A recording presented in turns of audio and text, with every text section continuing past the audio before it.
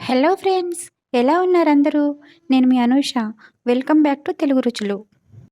ఈరోజు తెలుగు రుచుల్లో మనం చాలా మంచి హెల్తీ అండ్ టేస్టీ రెసిపీని చూడబోతున్నామండి.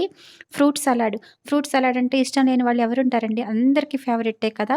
ఇదొక మనం భోజనం తర్వాత డెసర్ట్ లాగే కాకుండా స్నాక్ లాగా కూడా తింటామనమాట. పిల్లలు మామూలుగా ఫ్రూట్స్ తినమంటే ఇబ్బంది పెడుతూ ఉంటారనమాట. మాకు ఫ్రూట్స్ వద్దు అది ఇది అని చెప్పేసని.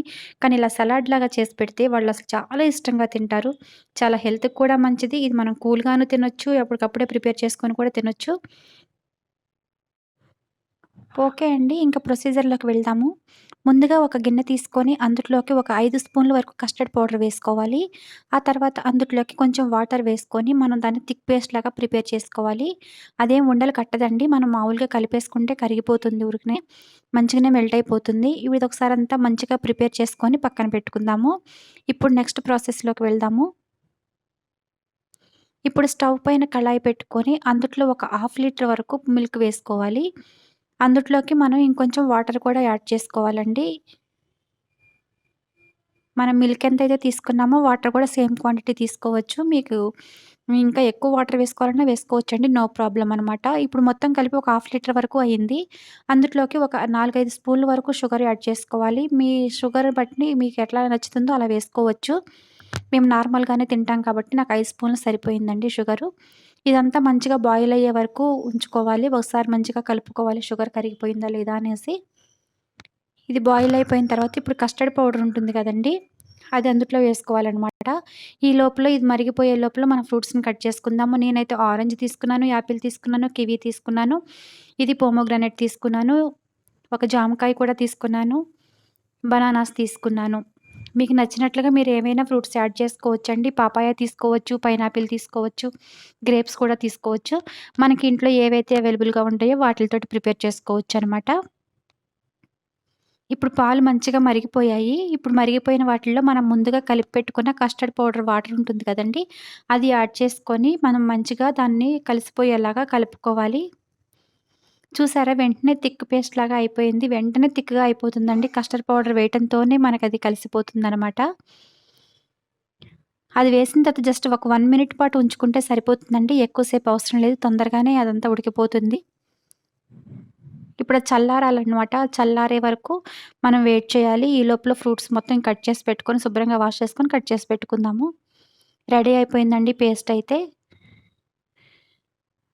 ఇది పూర్తిగా చల్లారిన తర్వాతే మనం ఫ్రూట్స్ వేసుకోవాలి. ఎందుకంటే వేడి వేడి మీద వేసుకుంటే అవి ఫ్రూట్స్ మొత్తం ముక్కలు మొత్తం మెత్తగా అయిపోతాయండి. అప్పుడసలు టేస్ట్ బావుండదు కదా! మనకి నేచురల్‌గానే ఉండాలి. మనం తినేటప్పుడు ఎట్లయితే ఉంటాయో గట్టిగా అలానే ఉండాలి. అందుకోసమని చెప్పేసని ఇది చల్లారాలండి. ఇది ఫ్రిడ్జ్‌లో పెట్టుకొని కూడా 2, 3 డేస్ వరకు కూడా ఎంజాయ్ చేయొచ్చండి. చాలా బావుంటుంది. ఇప్పుడది మొత్తం పూర్తిగా చల్లారిపోయింది. ఈ లోపల నేను కట్ చేసుకున్నాను ఫ్రూట్స్‌ని కూడా. ముందుగా నేను ఈ బనానా వేసుకుంటున్నానండి. అన్నీ మనం చిన్న చిన్న పీసులుగానే కట్ చేసుకోవాలి. ఎందుకంటే మన స్పూన్‌తో తినేటప్పుడు మనకి మంచిగా అనిపించాలి. ఆ తర్వాత జామకాయని వేసుకున్నాను. ఆ తర్వాత ఆరెంజెస్ కూడా చిన్న చిన్న పీసులుగా సీడ్స్ తీసేసి వేసుకుంటున్నాను. ఆ తర్వాత ఒక యాపిల్ వేసుకున్నాను. ఆ తర్వాత ఇది మా ఫేవరెట్ అండి. కివీస్ అంటే మాకు చాలా ఇష్టం. మా ఇంట్లో మేము ఎక్కువ తింటూ ఉంటాము. ఇందుట్లో సి విటమిన్ ఉంటుంది. చాలా మంచిది కదండీ హెల్త్‌కి. అందుకోసమని చెప్పేసని కివీస్ ఎక్కువగా తింటూ ఉంటాము. కివీస్ కూడా వేశాను అందుట్లోకి. ఆ తర్వాత దానిమ్మ గింజలు కూడా అందుట్లోకి వేసుకున్నాను. కొంచెం ఉంచుకుంటున్నాననమాట పైన డెకరేట్ చేసుకోవడం కోసం. ఇవన్నీ వేసుకొని బాగా మిక్స్ చేసుకోవాలి. ఇది వెంటనే ఇలా చల్లారిపోయింది కాబట్టి ఇప్పుడైనా తినేయొచ్చు. లేకపోతే ఇంకా టేస్టీగా ఉండాలంటే ఫ్రిడ్జ్‌లో పెట్టుకొని తర్వాత కూడా మనం తినొచ్చండి. ఇది 2, 3 డేస్ వరకు కూడా నిల్వుంటుంది ఫ్రిడ్జ్‌లో పెట్టుకుంటే. చాలా టేస్టీగా ఉంటుంది. మనం బయటికెళ్ళినప్పుడు కూడా ఫుడ్ తిన్న తర్వాత డెసర్ట్ ఆర్డర్ చేస్తాం కదండీ! ఐస్ క్రీమ్స్ అని చెప్పేసని, ఫ్రూట్ సలాడ్స్ అని చెప్పేసని. మనం ఇంట్లో కూడా ఇలా ప్రిపేర్ చేసి పెట్టుకొని మనకి పిల్లలకి ఇస్తే చాలా ఎంజాయ్ చేస్తారండి. నేచురల్‌గా ఫ్రూట్స్ తినమంటే చాలా ఇబ్బంది పెడతారు పిల్లలైతే.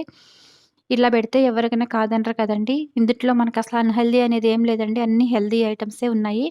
మీరు కూడా తప్పకుండా మీ ఇంట్లో ప్రిపేర్ చేసుకోండి ఈ రెసిపీని. చాలా చాలా టేస్టీగా ఉంటుంది. ఇప్పుడు మనం కొంచెం ఉంచుకున్నాను కదండీ! కివీస్ ముక్కలు ఒక 4, 5 ఉంచుకున్నాను. అవి కూడా డెకరేట్ చేస్తున్నాను. ఆ తర్వాత పోమోగ్రానేట్ సీడ్స్ కూడా అందుట్లోకి వేస్తున్నాను.